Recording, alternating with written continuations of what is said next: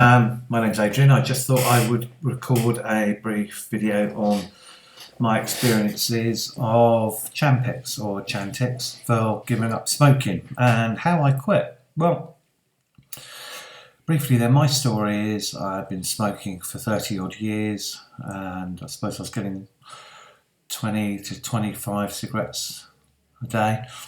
But these were roll-ups rather than packs. Anyway, I decided to quit smoking and try Champix. And I've tried it before some years ago, but wasn't really in the right frame of mind to quit. So, but this time, I'm now free of this nicotine addiction for the last 3 months, and I just thought I'd share how I'm doing it and how I'm sort of progressing, really.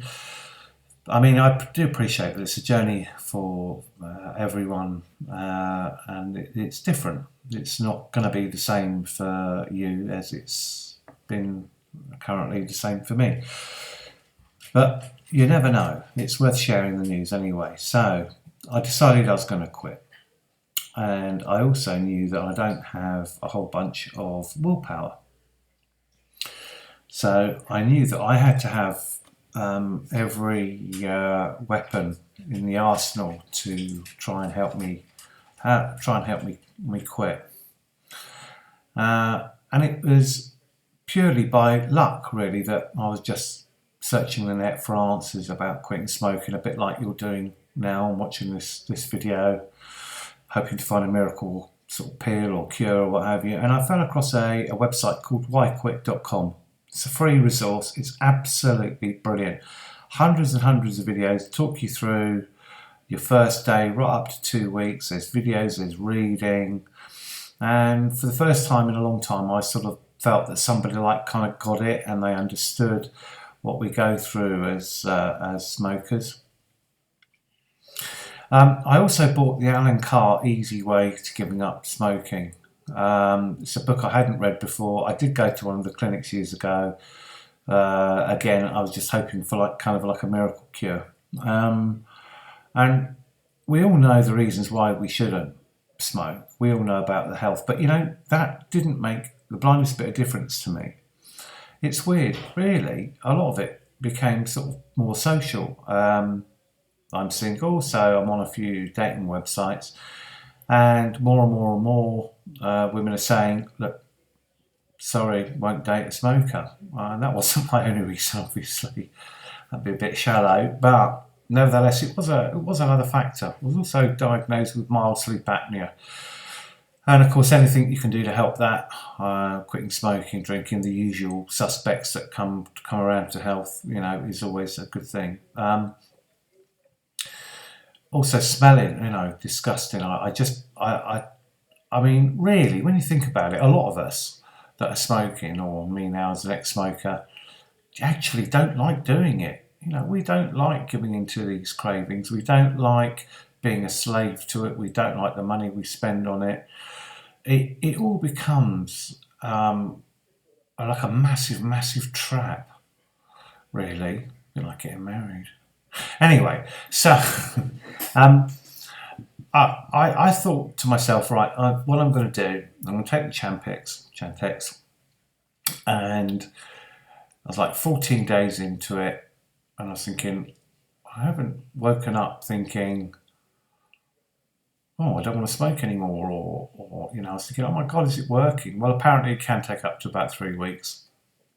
Side effects for me, wacky dreams, still get them, not quite as bad because I cut myself down on Champix about a month ago. I didn't take the night one. So anyway, off I go, start taking them, and then I start reading the Alan Carr book, and it really kind of makes sense about the addiction, how your brain is tricked, how one craving, all that really does is create another one. And even if you know this, it really helps to read the book, I think, because it sort of clicked with me, and I thought, yeah, absolutely, you need to break this cycle. Then with the help of whyquit.com, guy on there called Joel, really helpful. I asked him a few questions through his YouTube channel and he answered really quickly. It really felt that this time I was going to do it, but I was still smoking. So I sort of thought, I had all this sort of energy of thinking, oh, I'm going to quit, I'm going to quit, I'm going to quit. And I got towards the end of the Alan Carr book, and you carry on smoking while you're reading that book, according to his instructions, and also while you're on Champix as well, Chantix.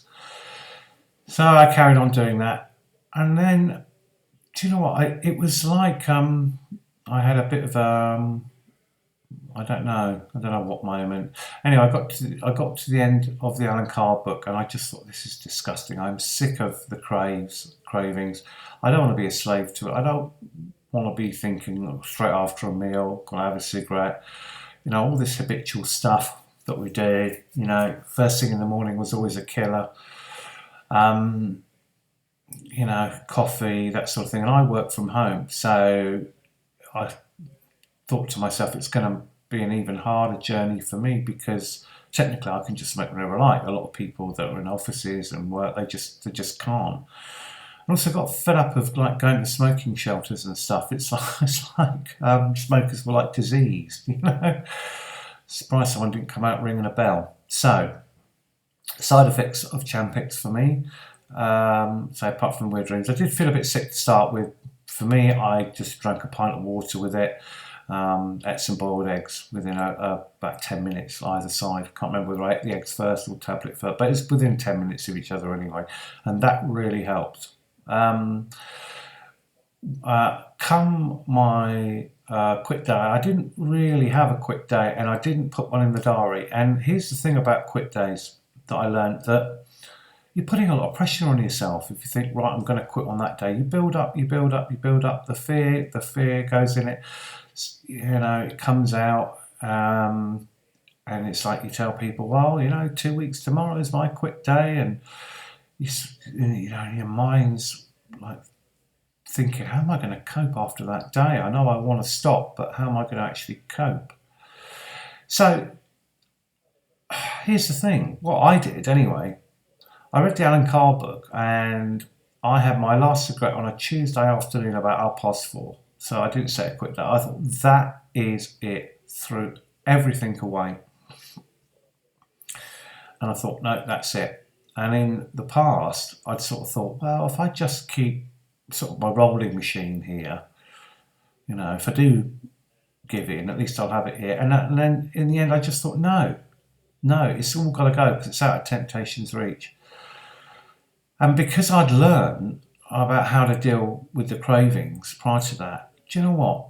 I'm not going to say it was easy, but it certainly was not as difficult as I thought. And that's because of the fear.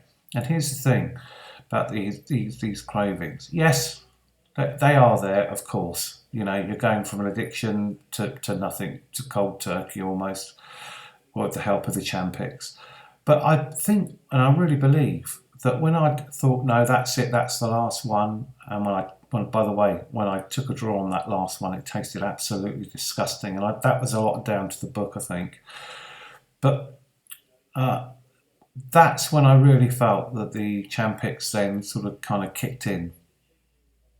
I wasn't ever going to vape, and if you look at the health risks of vaping now, the deaths in America and stuff, and I certainly wasn't going to use nicotine replacement therapy. Why would I want to replace drawing nicotine into my body from a cigarette, from a patch or an inhaler? I know they do help some people, and I know that people do give up with that, but wasn't for me, because all I would have ended up doing is trying to get rid of yet another nicotine addiction.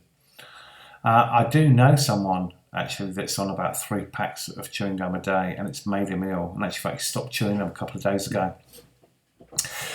So I'm 3 months in. Do I get cravings? Yeah, of course, but nowhere near as bad as they were.